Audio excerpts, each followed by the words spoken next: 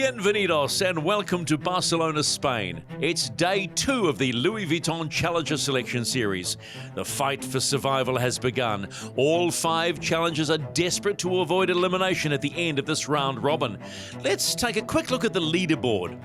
Emirates Team New Zealand bagged a win against Luna Rossa Prada Pirelli, and the British, Italians and French grabbed their first point. But 2 heavyweights, American Magic and Alinghi Red Bull Racing, are yet to score.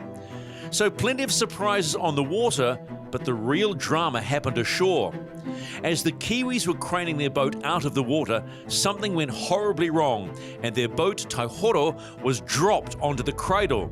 This was team boss Grant Dalton's initial response. I was in my office and heard it. It sounded like a bomb went off, and the boat dropped about 6 metres onto its cradle. It's still a bit early to know exactly how much damage. We've been inside the boat, and you can hear in the background them tapping it out just for structural damage at the moment. But until we can secure it with a new crane and lift it, we're not 100% sure how much damage. I think luckily the rig stayed in the boat. And how much of an impact could this have on not just short-term but long-term campaign?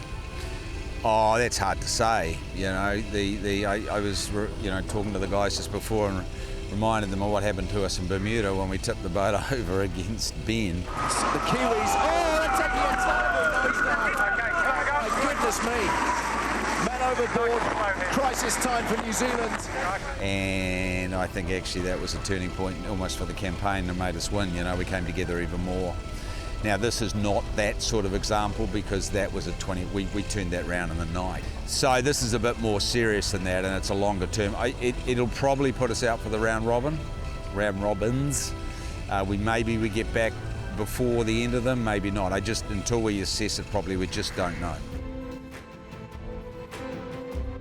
Fast forward 12 hours, and the fighting spirit of Emirates Team New Zealand has achieved something quite remarkable behind closed doors. Yeah, well, the repairs have already started. We're pretty lucky, I think. If it had been 200 millimetres either side, it would have been a whole bunch worse, but it fell into the cradle.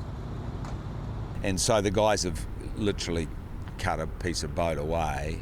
Yeah, it looks like the Titanic a bit at the moment. It could have been completely campaign over.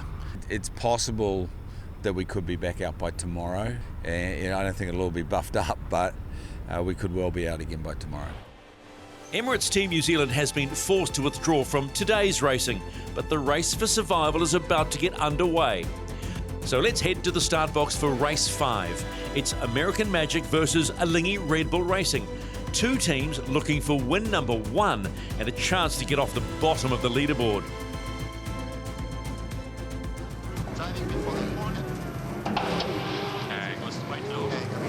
So we should be able to see Alinghi Red Bull Racing coming in now. It's under that 2-minute mark, and they are coming in late, but now, as we keep saying, let the dance begin. Super critical, these light air manoeuvres here. Both boats on their big sail package, M1s, J1s. 1 minute for the pin, racing from here. Got to be so careful in the box. Light winds, also they're mixing up the breeze the whole time. Alinghi. Oh, they've sailed straight into the gas of American Magic there. You cannot build in there in that light air. Fully in the roost. Alinghi Red Bull Racing, exactly as what happened to American Magic yesterday in the start box, off the thaws. Now, can they get up and get going? 20 for the start. A big push for it. Gonna have the boundary soon. So hard to get up to pace there. It's light winds, the air's mixed up. They need, what, 20-something knots to actually lift. Oh. They'll just have to roll the boat around here and actually start heading back towards the start line, try and actually foil on starboard tack. That is absolutely brutal for Alinghi Red Bull Racing there. Yep, old school, back the jib. American Magic now, time on distance basically for a start. They're actually sailing back above the line to actually get billed in clear air. They don't want to sail in that vortex. They'll do a dip start and be off to the left-hand boundary. Their next manoeuvre after that will be critical. Counting down to a start. It's all good at this point for American Magic, not so for Lingy Red Bull Racing.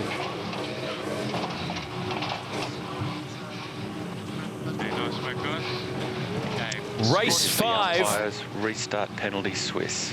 Restart penalty Swiss. Of the Louis Vuitton Cup, and American Magic is away, and the penalty on a Lingy Red Bull Racing. Just in front looks okay. Yeah, in front looks okay. 30 seconds. American here. Magic really need to be able to pull this manoeuvre off. You see them there putting the bow down to build for speed.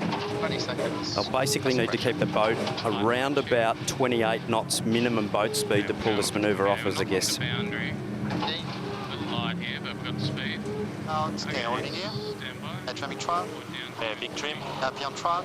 Looking like they're actually just popping there, Lingy Red Bull Racing. So they've done a nice job to get the boat on the foil. Definitely not over yet. It's we've seen some puffs and lulls, Shirley, up the course. So pressure on both boats Penalty done. to stay on the foils here. This will be all about boat handling and using plenty of oil to move those big twin skin mainsails through the power range.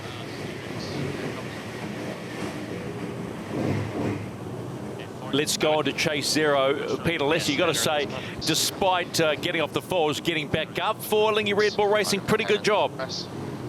Yeah, they're back on the foils, but they're a long way behind. We've got American Magic right next to us here. And what's really noticeable of up the size of their jib. So they learnt from yesterday where they came out, and they looked a bit underpowered to me. They certainly have learnt from that, and now they're on the biggest sails in the inventory. And the boat looks a different boat. Coming into the top gate for the first time, and American Magic leading a Lingy Red Bull Racing. Everything somewhat on a knife edge with the conditions. They don't want to make any mistake whatsoever, because they'll open the door for Lingy Red Bull Racing. Both these teams searching for that first win in the Louis Vuitton Cup. There's something on our windward now, coming down. Keep pushing, it's getting lighter, going down, not far. Okay, getting fast as possible. Nice to get this pressure back on the They are downwind, well so behind nice American Magic. Take a look at the bottom left of your screen to see what the delta, how far behind they are. Come down, okay, you clear it. It's going to sit at about 1 minute and 27 seconds. Long way to go, though. Never say never in the America's Cup. This is the race committee. We are moving the windward gate, shortening the course to 1.2 nautical miles. Okay, 20 seconds. So you know what that means. The wind's getting lighter, short the course becomes shorter, and the pressure ramps up on both teams. Lingy Red Bull Racing, we're a minute back at the start and a minute 27 at the top gate. So American Magic are performing well here. I know the priority is to stay on the foils, but really having good pace.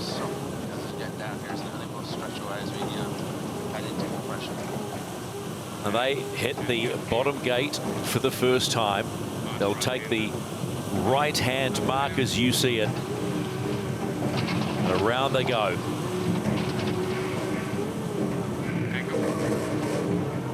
Really clean mark rounding there. American Magic, beautiful ride height control on the foil. Very, very light. 5.7. Really important that a Lingy Red Bull Racing lay into this bottom gate here without having to do a manoeuvre. Trying to find some speed to break down that gap, which at the top mark was 1 minute and 27 seconds. Well, they have picked up time, but you would probably expect that coming downwind. Get it around. Hang on. Dig it out, boys. Not what the doctor ordered at all. Off the foils at the bottom mark, a Lingy Red Bull Racing. Real disappointment there for a Lingy Red Bull Racing. Super difficult manoeuvre there at the bottom, and they will have their work cut out for them now. Just trying to accelerate their boat down to course. Really brutal there. Yeah, one of the sailors out the cockpit, pulling the jib round.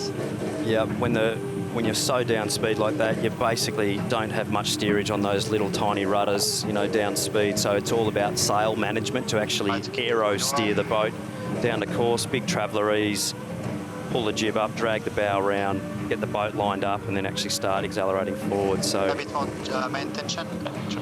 not much fun on board there at the moment. You look at that view there and you can see American Magic in the distance, and I'm sure they're not even worried about that. American Magic have come off the foil, Stephen, up the top of the course there. They've tacked and they're just off the foils. Can they dig it out? Big moment for American Magic here. So another twist in the story of race 5. American Magic off the foils. Peter? We're right on American Magic's transom, and they're just getting lift off now. So that's a pretty good recovery, but we were all holding our breath. The other thing I'm seeing with American Magic, setting up with a little bit more camber, and also the cant of the foil arm is right underneath the boat. So it's a wee bit of windward heel, but the foil arm and the wings are pretty well tucked right under the boat to just reduce that riding moment so that the boat can power up. This is the race committee. We are moving the leeward gate, shortening the course to 0.9 nautical miles and shifting the axis to 130. American Magic's tacks were getting riskier and riskier. They were coming out at 19, 18 knots. It was an inevitability about that. Let's have a look at the replay here of American Magic's tack. So quite a fast turn. And just not getting enough lift there. And you see the tacking angle that they've gone through there to try and execute that manoeuvre. You know, they've come out at around 75 to 80 true wind angle, almost going across the course to make sure they stay foiling to get through this gate and give themselves a chance of getting downwind cleanly. American Magic completing the halfway mark of race number 5 in the Louis Vuitton Cup. A touchdown just before this. There is so much more to come in this race. Hang on as they get around and go on that downward leg. Leg number 4 for American Magic. Really nice job there by American Magic. It does look like Alinghi Red Bull Racing heading over to the left-hand side of the course are up on the foils here now. They will also be looking at getting a manoeuvre in here and trying to keep the race alive with American Magic.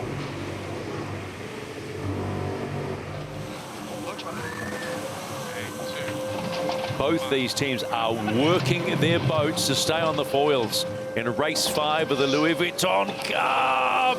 Swiss penalty cancelled, advantage rule. Oh, American Magic, can they dig the boat out? Huge exit angle there. You see the stall of the Woolies on the leeward side there. They are down. And they're going to have to do a rebuild. So, both boats off the foils. Better pressure this way. All about getting back on the foils here for both teams. So, American Magic there just not having enough power from Mother Nature there to stay on the foils. Just displacement parallel and is about 400 meters below. Here we go, boys. This is the race committee. We are shortening the course to 4 legs. The finish will be at the next leeward gate. Going down. It's going to be low chop. And turning. Really important manoeuvre. An actual attack there by American Magic. Attack actually being able to keep you in clearer air. Touchdown again, American Magic. I don't think it has made the difference. Super light, but it looks like they're in a little bit of breeze there, possibly for a rebuild. They've got all the width of the course to get the boat popped up here, and I think they look like they'll get popped again here if they can do a good job. Next question is, what's happening with Alinghi Red Bull Racing?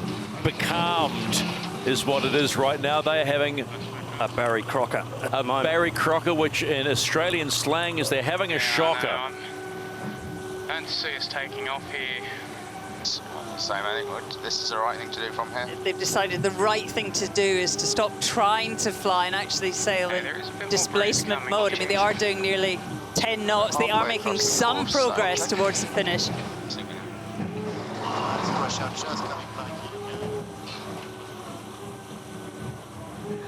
American Magic are crawling their way to the finish of race 5 in the Louis Vuitton Cup. You just feel like you want to pull them across the line and say, come on, and they are doing it. It's a bit more stressful than it needed to be, eh? And they are across, and first points for American Magic in the Louis Vuitton Cup. It may have been ugly, but it doesn't matter. They got the point. It wasn't pretty at all, but yeah, it's just tough conditions. You get a nice gust of sort of 8.5 knots, and then it comes down to sort of 5.5, and it's a real battle to stay on the foils. So, look, yeah, we got the win, but there's plenty we can do to improve too. So, yeah, good signs. To be successful, you have to win. Falling off the foils in the start box is not a recipe for success. American Magic take the win and leave Alinghi Red Bull Racing on the bottom of the leaderboard. Light winds and tough conditions are putting the teams under all sorts of pressure, but every point counts, and nobody wants to be on the bottom of the leaderboard. After the break, Emirates Team New Zealand against Ineos Britannia.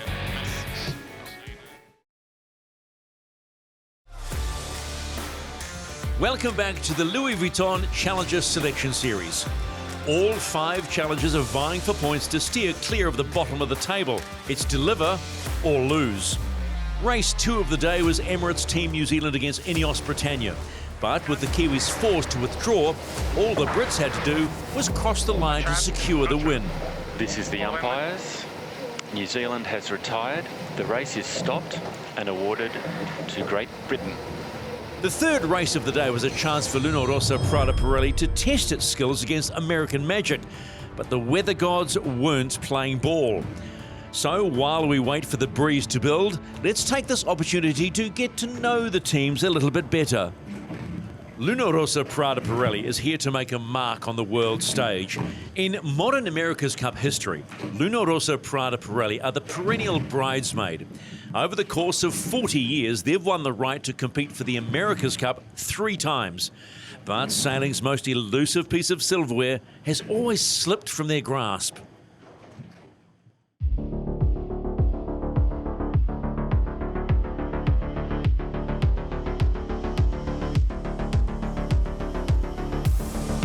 Italy first time in the America's Cup was in 1983, and that was with Azzurra. They start as an adventure more than a real challenge. It started making some people dreaming, like me. I was only 10 when I listened to the radio about the news about the Azzurra. Sailing was totally new for people, and that started a very big and long process. The first time for Luna Rossa was back in 2000 in Auckland, and that was also a very, very clear memory for a lot of Italians and me. Obviously, when we start, I don't think everyone was giving us much consideration. I think during the round robin, when we start sailing and racing, I mean, the value of the team start to come out. Prada have got them. They're going to cast them out and they tack. That is absolutely magnificent stuff. Nobody was expecting Luna Rossa to do so well, to win semi-finals, finals, and get into the America's Cup against the Kiwis. In 2021, for only the second time in their history, Luna Rossa will be the official challenger for the America's Cup. Fantastico! È bellissimo! È bellissimo! Well, it was an important achievement winning the Prada Cup in Auckland for 2 reasons. One, because obviously the name of the cup was Prada, and secondly, because we were alone there. Everybody was at home in lockdown, and it was something very special for them and for us. I think people sometimes underestimate the situation, how bad it was in Italy. So I think we give a little bit of hope to people. They have put up a fight, and they have done the America's Cup and Italy proud. Well, I think winning the Prada Cup meant a lot, but that's now in the rearview mirror. All we've got to focus on is what's in front of us.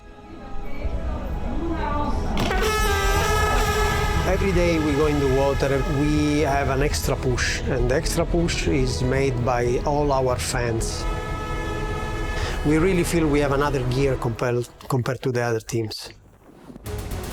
I really want to win the cup, and it's my nightmare and my dream at the same time.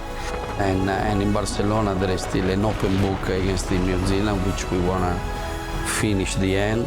And so we need to write the last few pages of that book to then be able to put the book in the library.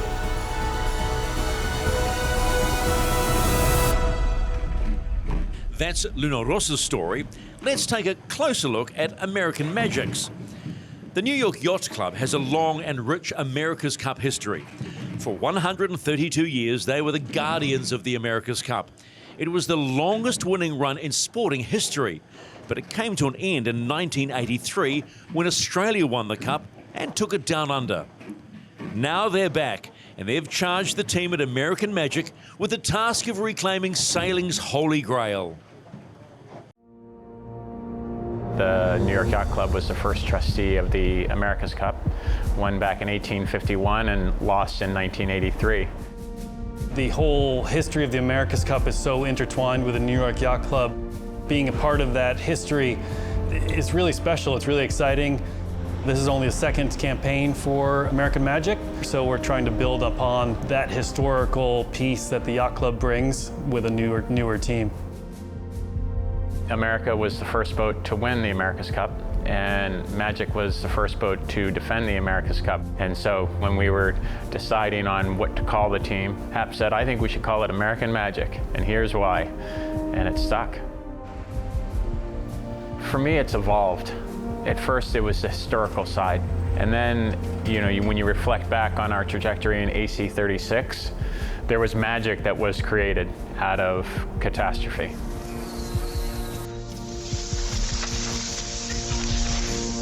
We have not chosen an easy path, particularly because one moment defined America's Cup 36 for us. While it wasn't pretty, we didn't let the moment beat us. 4 years later, you can think about it in a slightly different lens, but it's definitely with you.